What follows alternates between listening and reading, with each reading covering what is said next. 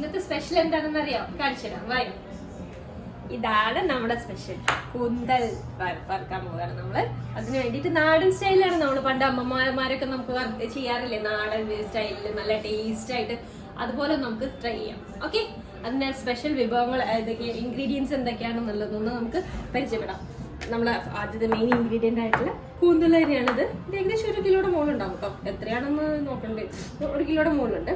പിന്നെ നമ്മൾ അരിഞ്ഞു വെച്ച തക്കാളി, ഉള്ളി, 2 പച്ചമുളക് എടുത്തിട്ടുണ്ട്. 2 ഉള്ളി, മെയിൻ വലിയ 2 ഉള്ളിയാണ് എടുത്തിരിക്കുന്നത്. 2 പച്ചമുളക്, ഒരു ഇഞ്ചി നീളത്തിലുള്ള ഇഞ്ചി, കറിവേപ്പില 2.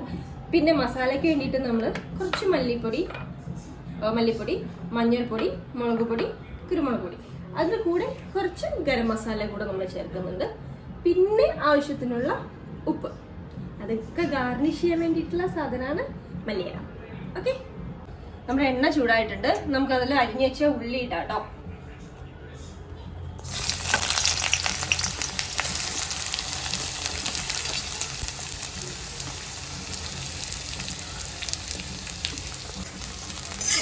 ഉള്ളി നന്നായിട്ട് വഴണ്ട് വരുന്ന ഒരു മീഡിയം ഫ്ലെയിമിൽ വെച്ചിട്ട് നമുക്കതൊന്ന് നന്നായിട്ട് വഴറ്റാം. അതിന് ശേഷം നമുക്ക് ബാക്കിയുള്ള മസാലക്കൂട്ടുകളൊക്കെ ഇതിൽ ചേർക്കാം. ഇത് ശരിക്കും പെട്ടെന്ന് വഴയാൻ വേണ്ടി ഒരു നുള്ളു ഉപ്പിട്ടാൽ മതി. പെട്ടെന്ന് വഴയാൻ ഉപ്പിടാണ്, പെട്ടെന്ന് റെഡിയാവാൻ വേണ്ടിയിട്ടാണ്. നമ്മൾ സാധാരണ എല്ലാവരും ചെയ്യുന്ന ട്രിക്കുകളാണ് അതൊരു, ചെറിയ പൊടി നുറുക്കുകളാണ് അതൊക്കെ. നമ്മളിതിലേക്ക് കുറച്ച് 2 അരിഞ്ഞു വെച്ച ഇഞ്ചിയും അതുപോലെ പച്ചമുളകും കൂടെ ചേർക്കുകയാണ്. കുറച്ച് കറിവേപ്പിലയും കൂടെ അതിൻ്റെ കൂടെ നമ്മൾ ചേർക്കാം. ഇതെല്ലാം കൂടെ നല്ല രീതിയിലൊന്ന് പെട്ടെന്ന് വഴറ്റിയെടുക്കാം കേട്ടോ. മീഡിയം ഫ്ലെയിമിൽ വെച്ച് വേഗം വഴഞ്ഞു കിട്ടും. നമ്മുടെ ഉള്ളിയൊക്കെ വഴറ്റി വന്നിട്ടുണ്ട്. നമുക്ക് മസാല ഇടിലേക്ക് കേട്ടോ. നമ്മളതിലേക്ക് ഇടുന്നത്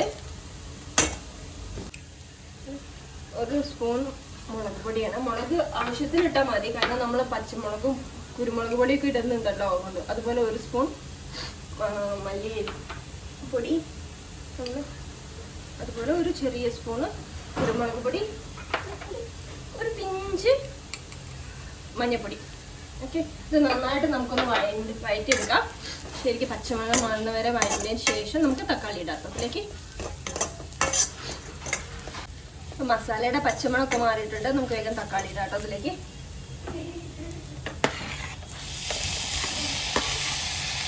തക്കാളി ഒന്ന് നല്ല രീതിയിൽ വഴണ്ട് വരണം. വഴറ്റതിന് ശേഷം നമുക്ക് നമ്മുടെ ചീരെടുത്തിടാം അതിലേക്ക്. ആദ്യം നമ്മൾ ശരിക്കും നന്നായിട്ട് ഇളക്കി നല്ല രീതിയിലൊന്ന് വഴറ്റട്ടെ. നമ്മുടെ മസാല റെഡി ആയിട്ടുണ്ട്. നമുക്ക് നമ്മുടെ നായിക ഈ മസാല കൂട്ടിലേക്ക് അങ്ങോട്ട് ഇടാം. ഓക്കെ, വേഗം ഇടാം.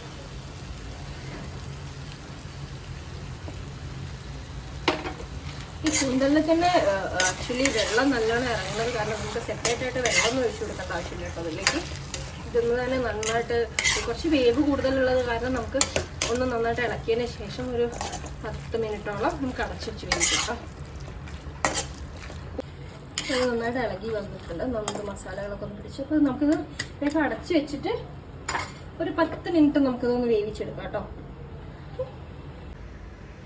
കൂന്തൽ വെന്തിട്ടുണ്ടെന്ന് തോന്നുന്നു. നമുക്ക് ഒന്ന് നോക്കാം. കേട്ടോ, വെള്ളം വന്നിരിക്കുന്നത്, ഈ വെള്ളം ഇനി നന്നായിട്ട് വറ്റി വരണം കേട്ടോ. നമുക്കിനി അത് അടച്ച് വെക്കണ്ട. അടച്ച് വെച്ചാൽ വെള്ളം പോവില്ല, വെള്ളം വറ്റില്ല. നമുക്കതൊന്ന് മീഡിയം ഫ്ലെയിമിലേക്ക് കൂട്ടി വയ്ക്കാം.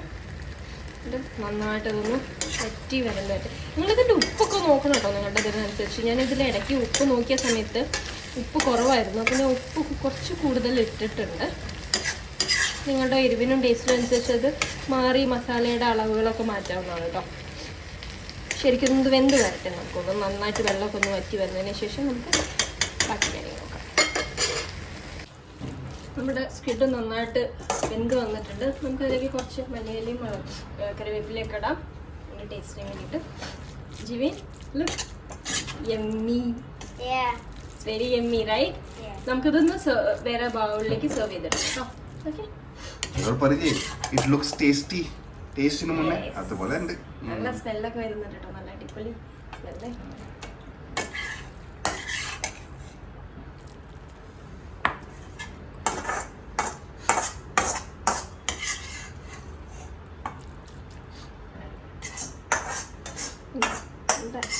സ്ക്വിഡ് റെഡി ആയിട്ടുണ്ട്.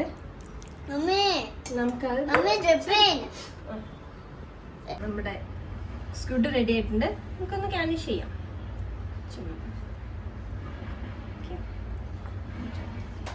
Tasty yummy squid.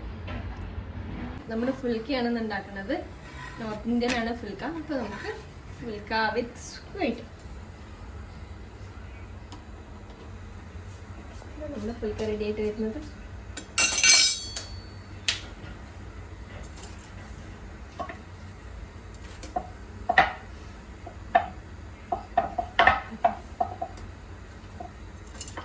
നമ്മുടെ ഫുൽക്ക റെഡി ആയിട്ടുണ്ട്. ഫുൽക്ക വിത്ത് സ്ക്വിഡ്. ഫുൽക്ക വിത്ത് ചപ്പാത്തി ഫുൽക്ക റെഡി ആയിട്ടുണ്ട്. നമുക്ക് ടേസ്റ്റ് ചെയ്ത് നോക്കാം. നമ്മുടെ ടേസ്റ്റ് നോക്കൂ.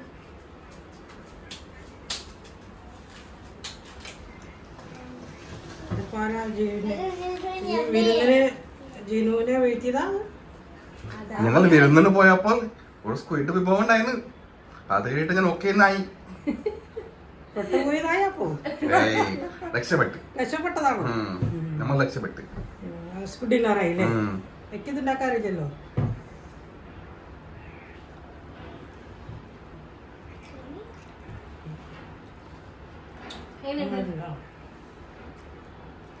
ഇപ്പൊ പുളിയൊക്കെ ശരിയായിട്ടുണ്ട് കേട്ടോ. അപ്പൊ എനിക്ക് രക്ഷപ്പെട്ടു എന്നുള്ളത് ഉറപ്പായി. അപ്പൊ എനിക്ക് ലീവ് ആയിട്ടുണ്ട് അല്ലേ? അപ്പൊ ജീനു രക്ഷപ്പെട്ടു.